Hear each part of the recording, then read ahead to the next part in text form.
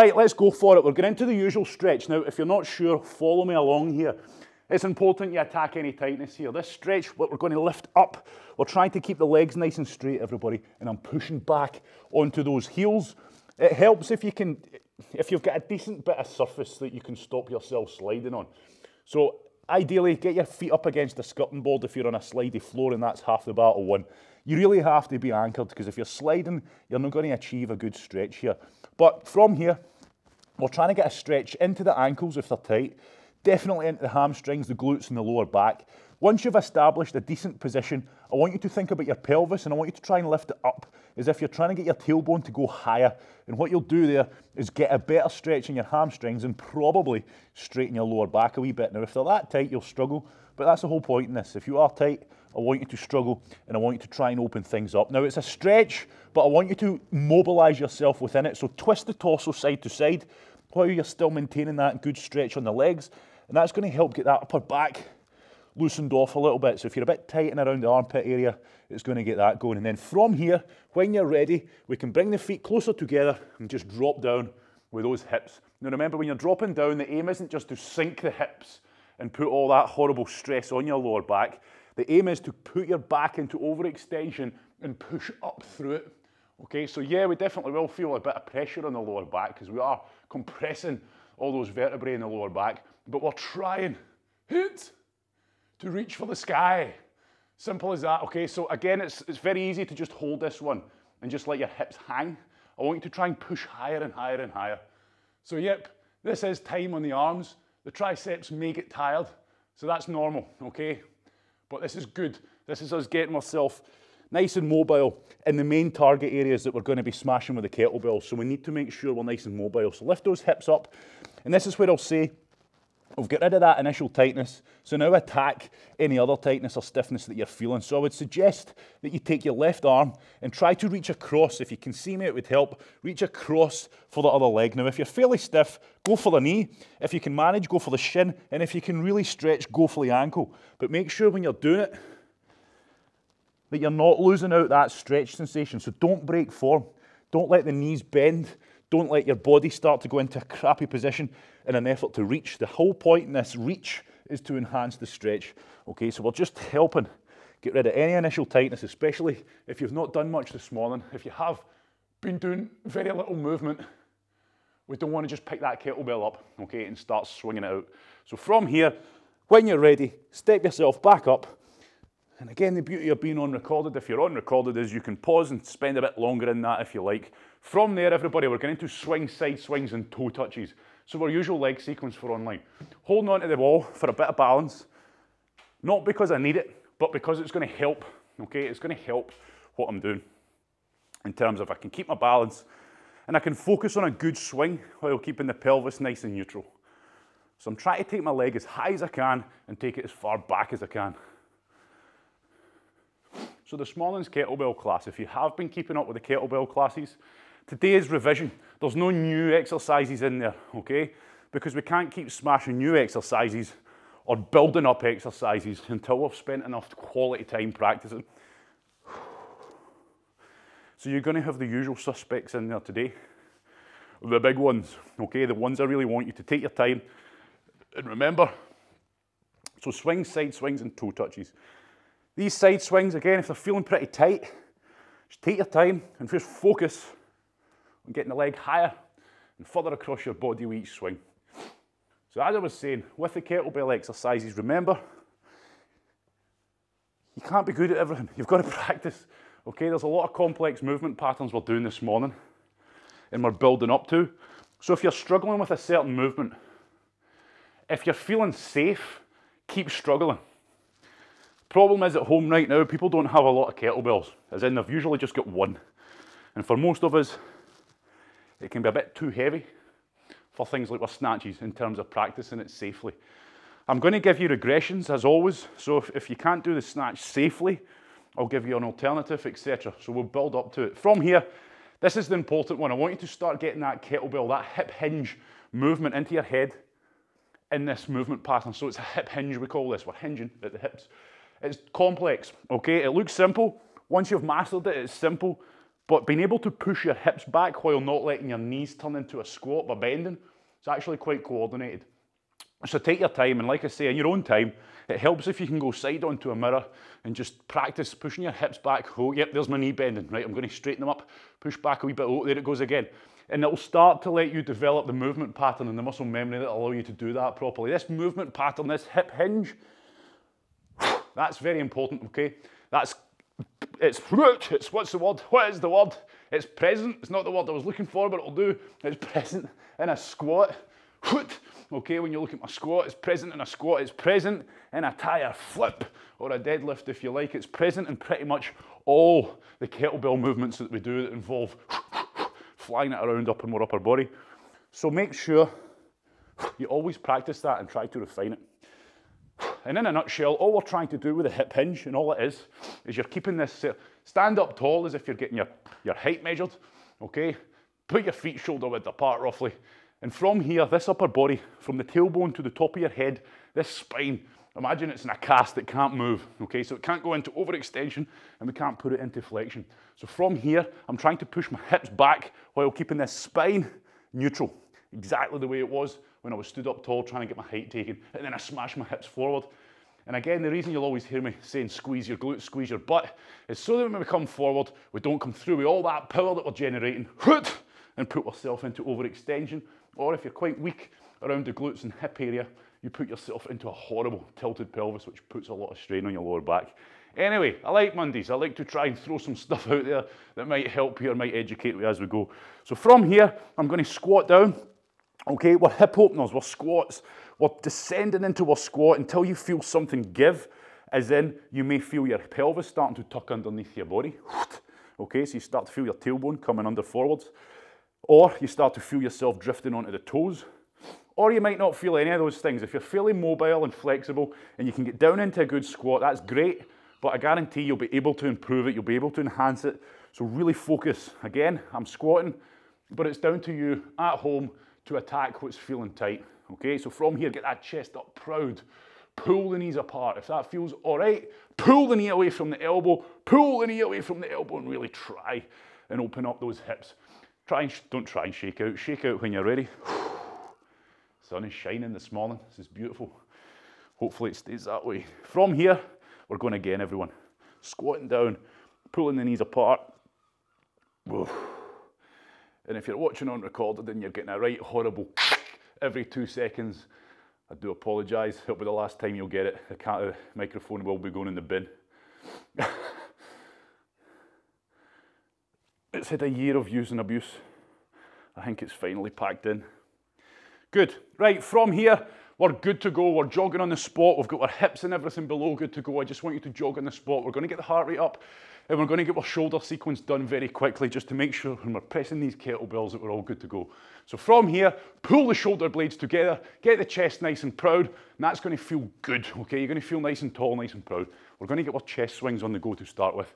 So I'm pulling these arms back, squeezing the shoulder blades, squeezing the upper back muscles, but at the same time, getting the chest and shoulders stretched out as well. Okay, so if you've got any tightness there, attack it.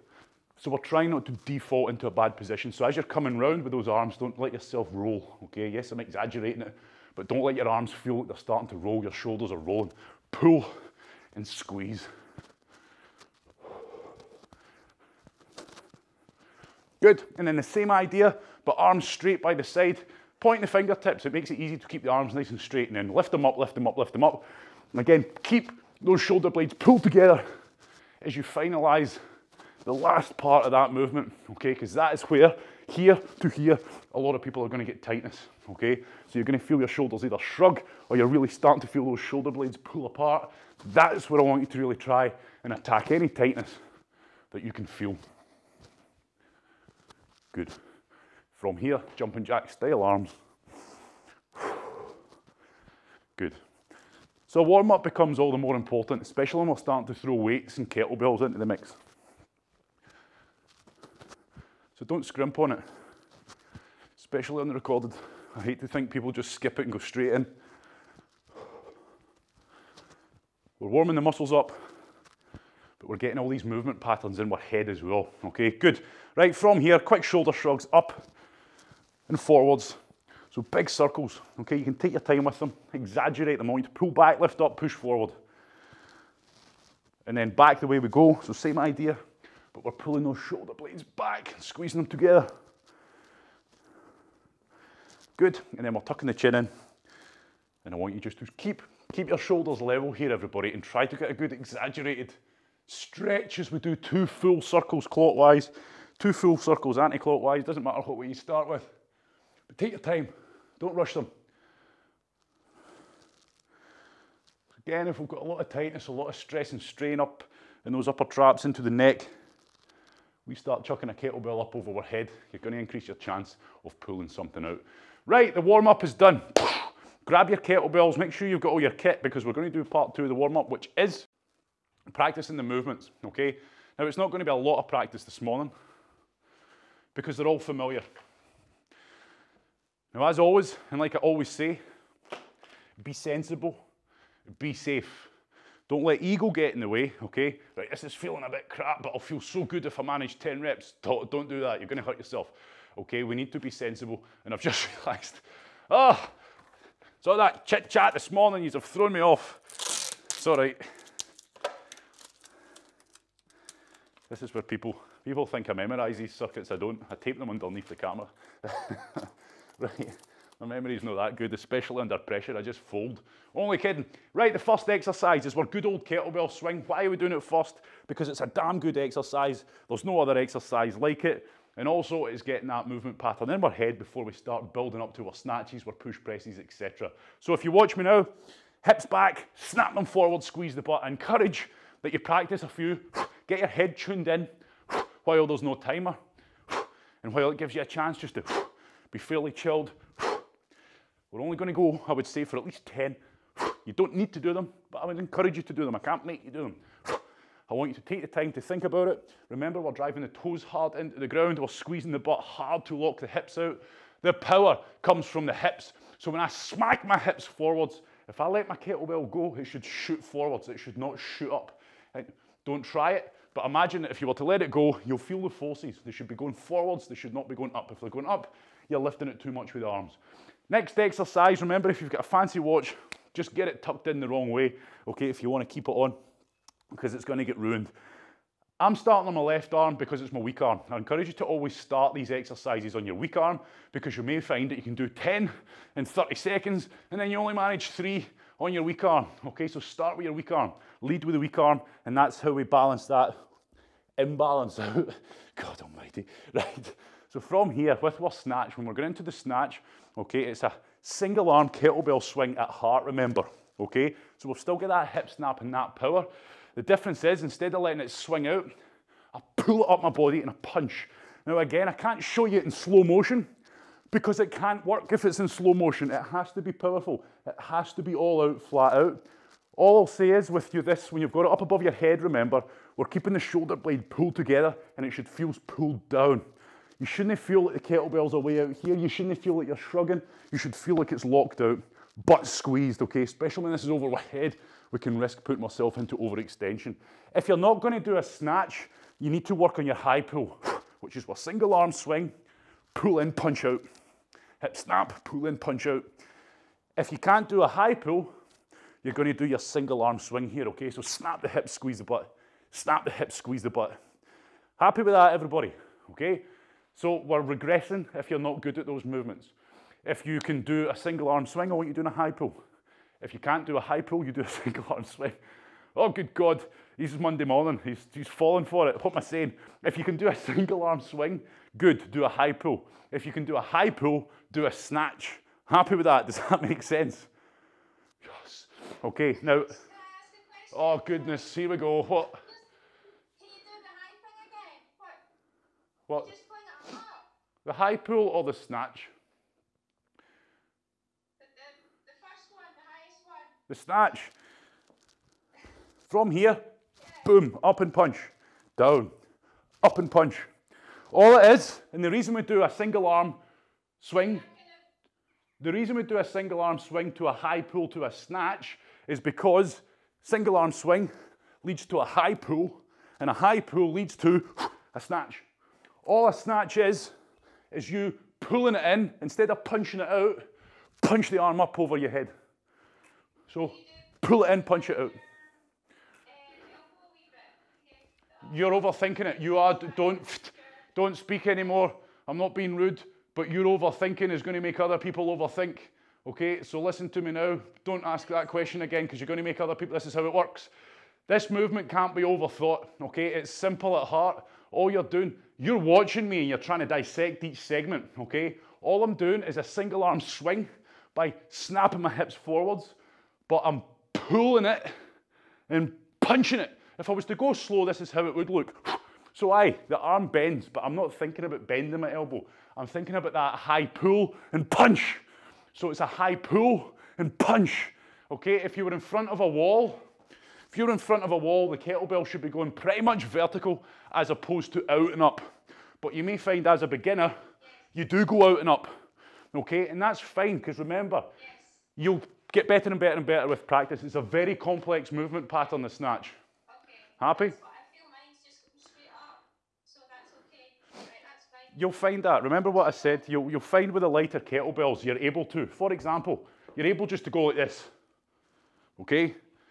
If you use a kettlebell that you couldn't possibly do that with, you'll find that it's too heavy. So that's where you have to get the hip snap, and that's where you have to be more powerful. Pull it and punch it.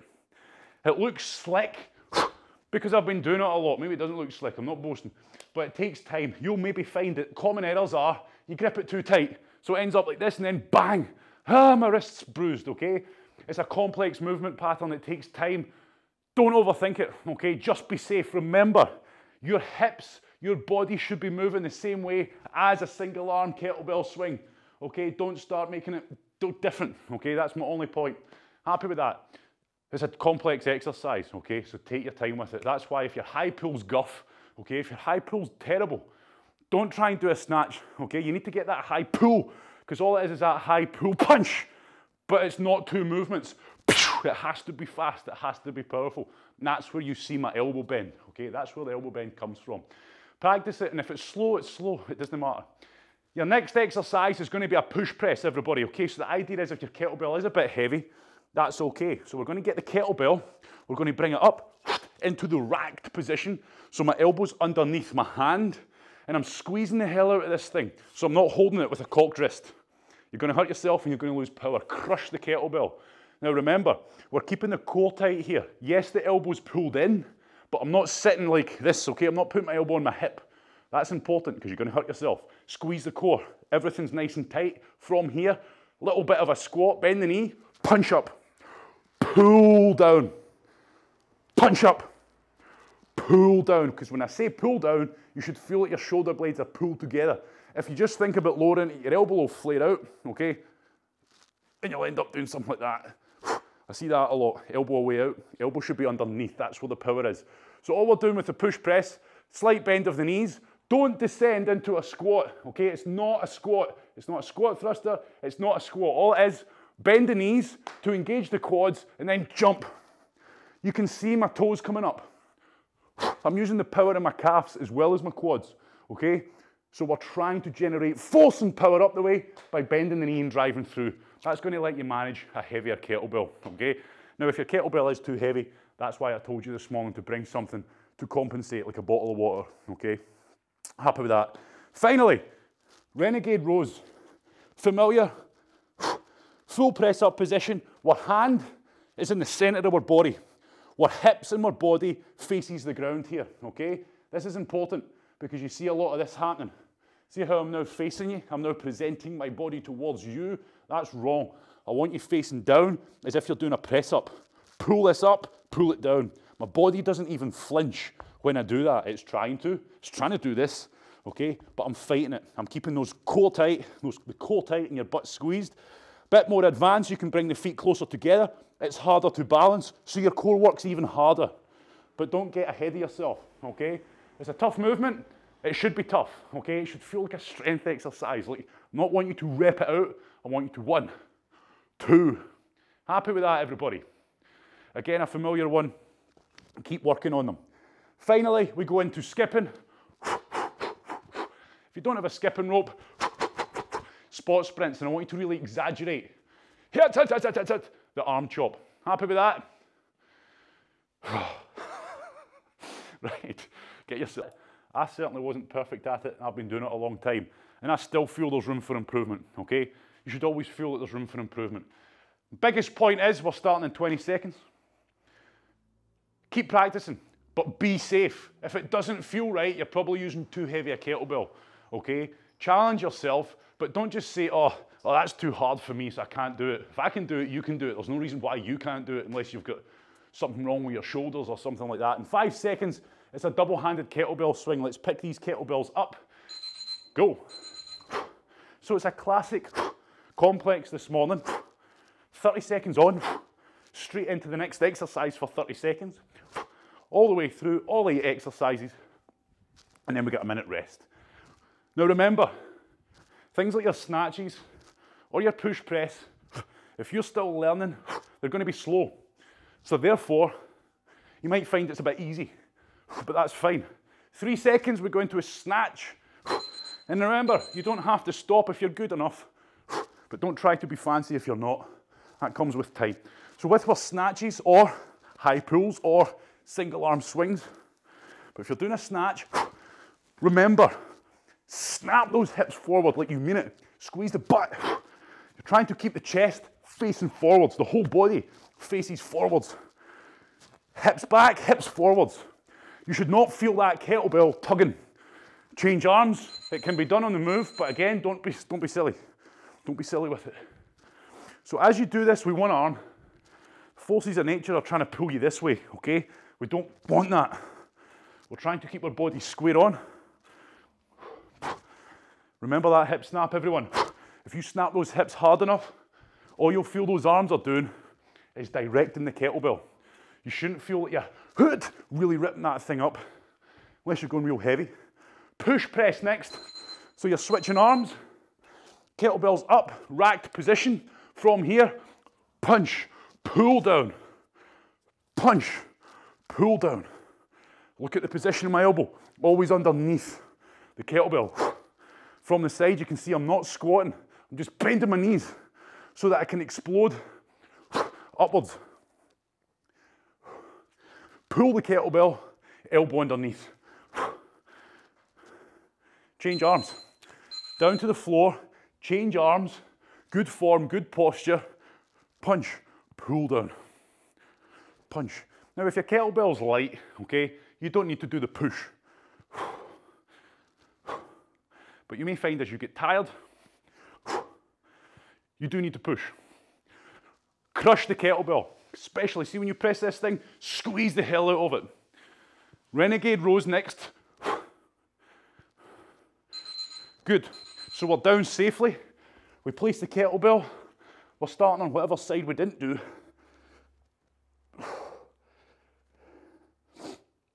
If your kettlebell's fairly light, of course you can go a bit faster. If your kettlebell's heavier, it's controlled. Remember what I said, your body shouldn't even flinch when you lift the arm off the floor with that kettlebell, or your can of beans, or your water. Now when we're changing arms, all I need to do is move my arms. I don't need to mess around. Tough exercise, this one. Now I want you to think when you're rowing, really lift that elbow high. Crush the kettlebell, really lift that elbow as high as you can. Until the kettlebell, the actual bell of the kettlebell, is pretty much in at your rib cage. Skipping next or spot sprints. Let's be fast to the transition. Go. Okay, now we're always being sensible though, especially when we're putting those kettlebells down. Oh goodness.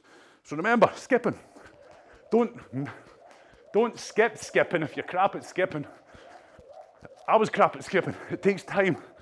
Skipping, like running in a circuit, takes it to another level. And that's why we do it last, because you're already struggling to breathe a little bit. Maybe not so much in the first run through. If you're doing your spot sprints, it's the same effect. Okay, good work. 60 seconds, walk around. Now's your chance to ask any questions, but I'm not stopping that timer. You've got 45 seconds if you are asking anything. as I keep hammering home with you, keep practicing. As you get better and better, the snatch, which is very thought out, a lot of thinking with the snatch, you'll think less and you'll focus more on the things that you need to focus on, okay? You'll find things just happening naturally. It's a complicated exercise, as is a lot of them. Best piece of advice I'll give you now, never think you know it. Never think you know it. Always try to be better, okay? And you will get better. We ready for this? 5 seconds, it's boiling in here. Right, you ready for this? Come on, let's go. Pick these kettlebells up. Double-handed swing. Now the reason, when I'm doing any sort of kettlebell circuits with myself, I always start with a swing, or the single arm swing, or the likes of. Why? Because it tunes your brain in. So when I move on to snatches, which is what we're doing in 10 seconds, that kettlebell swing is already pretty instinctive. Squeeze the butt into our snatches. So remember, it's just a single arm swing, but instead of letting the kettlebell swing out in front of me, I use the power from my hip drive to pull the kettlebell up and punch.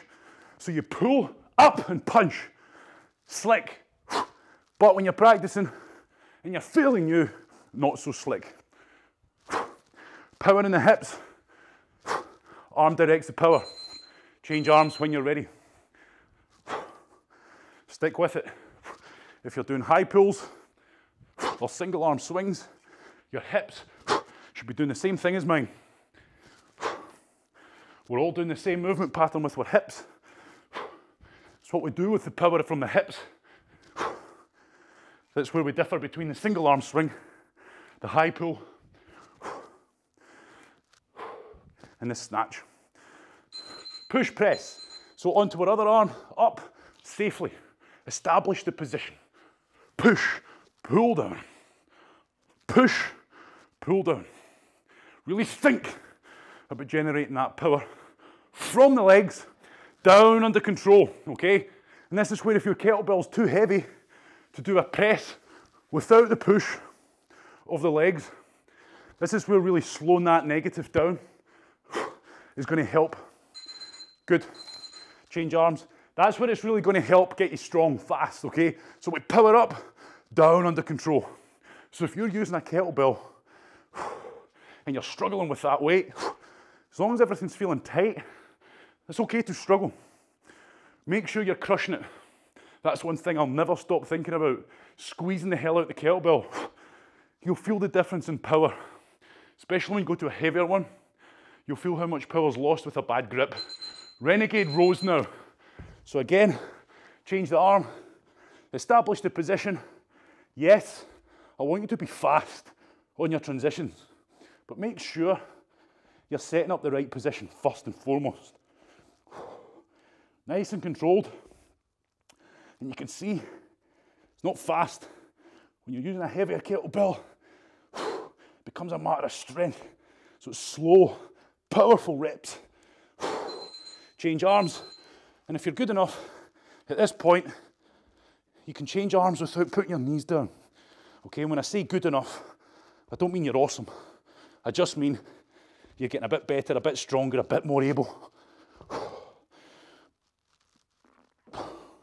You know what's coming next? It's the heart raiser. It's fast skipping or spot sprints with very exaggerated arms. Good, we're up. Kettlebell off to the side safely. If you're spot sprinting, you're already going. If you're skipping, be as fast as you can. Now remember, beginner skippers, if you find you're able to get a decent bit of speed, like I'm showing you now, which you will eventually get to, if you find you always get going, and then after about 10 seconds, you trip up every time, it's because you're letting your hands, relax. You're letting your hands get wider than your body, okay? You start here, and as you skip, you're going wider and wider and wider, okay? Take 60 seconds. Catch your breath. Focus on your breathing.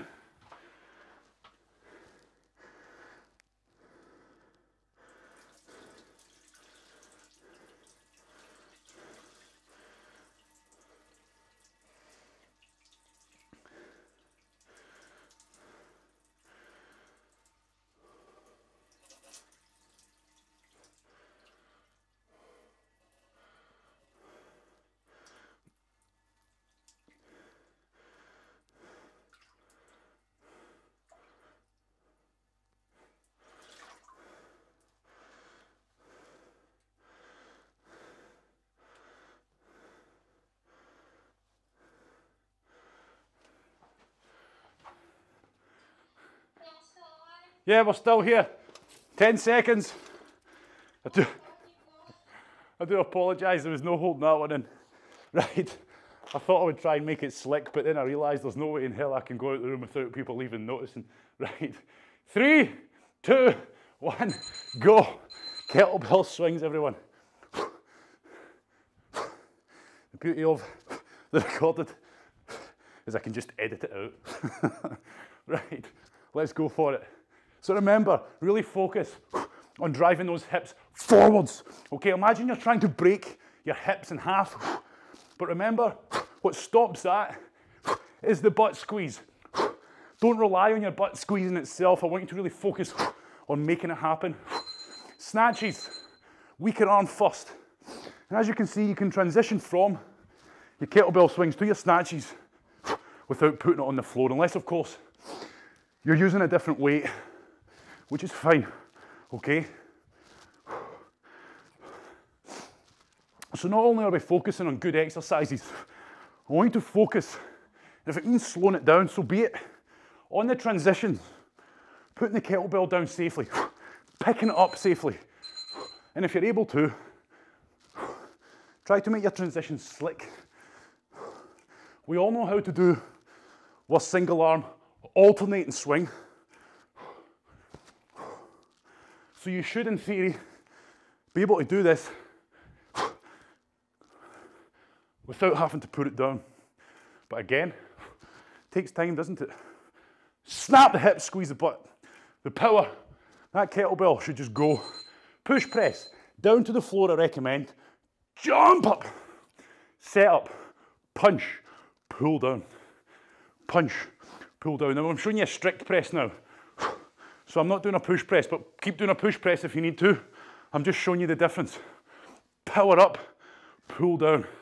As I start to get tired, I struggle to get up, punch. Use those legs.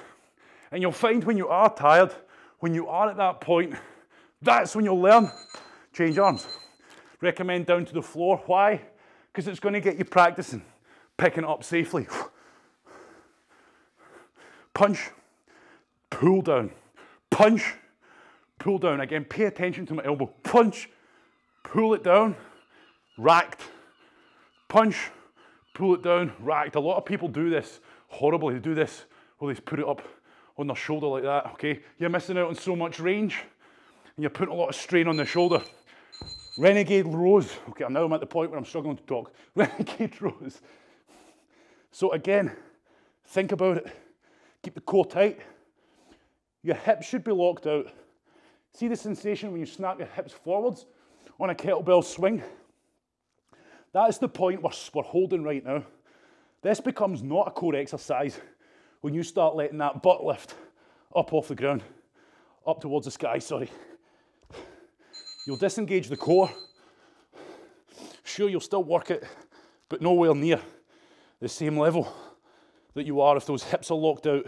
So your butt should be squeezed, your core should be squeezed, and as soon as you lift that kettlebell even a centimetre off, you will feel that core being ripped to shreds as that kettlebell tries to pull you around. Remember, from here, we go to spot sprints.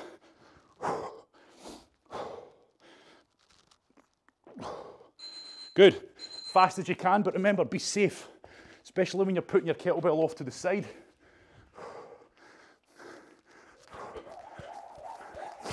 Skipping, it's in the wrists.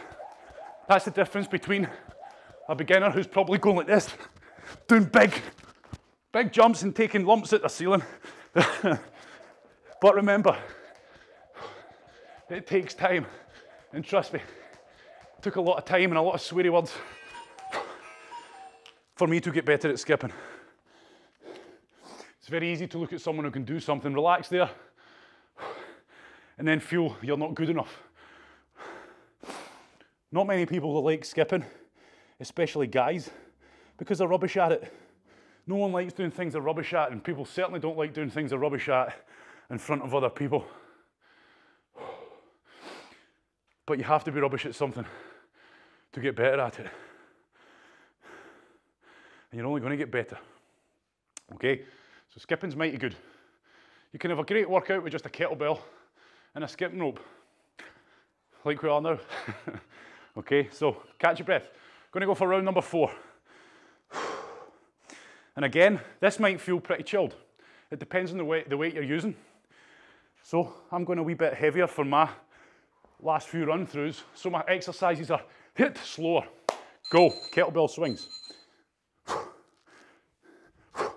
So my point is, if you're using a heavier weight, you're turning it into more of a strength session, that's fine.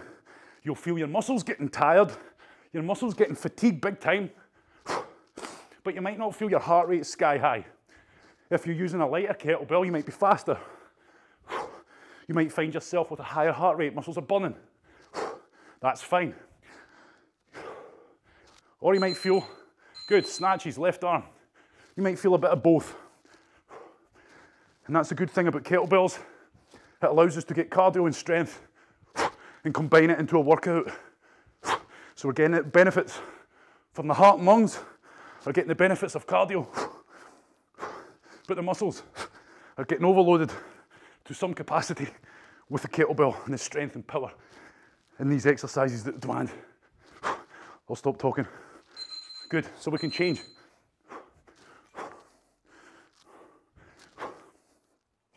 But you might find that they're not even the slightest bit intense, especially beginners, which sounds crazy, but that's because you're probably slow and the exercises are deliberate and thought out, and that's fine. They have to be. You'll find yourself getting the health benefits once you've got the movements mastered. Push press next. Down to the ground, under control. We keep the core tight, drive up. So we clean it up. Push press, pull it down. Push press, pull it down. Keep the core tight, keep the butt squeezed. You hear me say that in almost every exercise we do, whether it's body weight, whether it's kettlebells. Because if you keep this tight and the butt squeezed, you get more power. Change arms down to the floor. Overhand grip, chest up, drive and snap the hips. Push press, pull down. But also by keeping the butt squeezed and the core tight, you're protecting your spine, especially your lower back, especially your pelvis. That's why a lot of us end up hurt. We're not bracing correctly, but also it's very common. Renegade rows next. Down we go. It's very common to have a lot of weakness, and depending what exercise you're used to doing, we can have a lot of imbalance there. And that's where you need to watch. Again, never slating any people off, but that's where you've got to watch with ab classes, okay? Where you're just going and working on that burn. You need to make sure, if you're working and focusing on your abdominals, that you're not forgetting about your lower back, your obliques. And that's why you usually see me change arms. In these circuits, we're always doing a lot of bridging movements, like so, where the core works as one unit. The lower back, the abdominals, the obliques, they all work together at the same time. The way they're designed and meant to work. Functional. That's what we refer to as functional fitness. Developing fitness and strength and power that you can take out of the gym, skipping or spot sprints. And that's where kettlebells really do come into their own, everybody. Very functional. The strength, the power, the balance, the coordination, also the mobility and flexibility that we're developing while we're doing these things. You take them out into the big bad world with you. If you're a gardener, because I always seem to find myself talking about gardening, even though I don't have one. Okay. Focus on your breathing. So all the power, all the technique, all the strength, all the movement patterns when it comes to kettlebells is very functional. Okay, they're going to benefit you out in the world, whatever you're doing. Whether it's picking up a small or large child, whether it's, I don't know, throwing a ball, whether it's digging a hole. Okay, we're developing that power functionally. Whereas some types of exercise is very what we call gym strong, gym strength, gym fitness. You work through irregular movement patterns. And that's where we need to watch with the likes of machines, etc., that work us through a fixed range of movement. You develop strength within that movement. Okay, for example, this, the leg extension. You never really do that movement, for example, in the big bad world, do you? You'd be, oh, that was a quick minute, go, right, let's go. He was off on one again. So to summarize that chit chat, if you train yourself in very isolated ranges of movement, sure, you can become very strong in that range of movement, but you'll probably find that your body doesn't work that way when you're doing normal, functional, day-to-day tasks. Straight into the snatch. So I'm side on this time. Maybe people are able to watch, you know, as I'm doing this. So it's giving you an idea of how my body's moving. And again, if you look at the hips, if you can see me from side on, it's still hips back, snap them forward. And I don't really feel, of course, yes, you're going to feel the shoulders working here. Of course you are. The arms. But I don't feel it's like those muscle groups bringing this thing up. Change arms. Remember, if you're able to, single arm swing, alternative change, up and go. Don't need to put the kettlebell down. Be square on, face forwards. This will be our last run through, everyone. Really focus on those shoulders. Keep the shoulder blades pulled together. Keep the chest proud. Next up, we have push press. Back to our other arm for that one. Finish the rep you're on, down to the floor. And sure, if it means, everyone, that you're losing time out because you're doing your transitions nice and slick, that's fine. Don't be halfway up in a snatch and then just stop. Finish it. Try to practice blending it all together, making it more slick, making yourself look a bit more professional. Down to the floor, overhand grip, chest up, drive the feet, snap the hips. Good crush of the kettlebell. Drive, pull down. Drive, pull down. Nice and slick. Keep the butt squeezed. Keep the core squeezed. Let's keep this thing nice and tight. Pull down. Pull down. Skipping or spot sprints to finish. Down under control. Get that thing to pot. If you're spot sprinting, you're already there. If you're skipping, so, is it effective if you keep skipping and tripping? In terms of a workout, no. Of course it's not. However, being able to skip fast is going to bring huge benefits to your workout. So that's what I would tell you. If you're struggling and you keep skipping up, relax. Renegade rows left, renegade rows right, whatever, right? Damn it. Maybe you're already doing the renegade rows, in which case, good for you. You're one step ahead of me. I thought that was quick.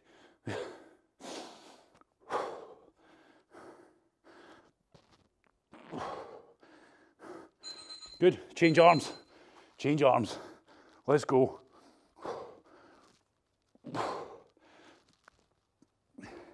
So this is your last exercise. Maybe you've done it in the right order and you're finishing with skipping, that's fine.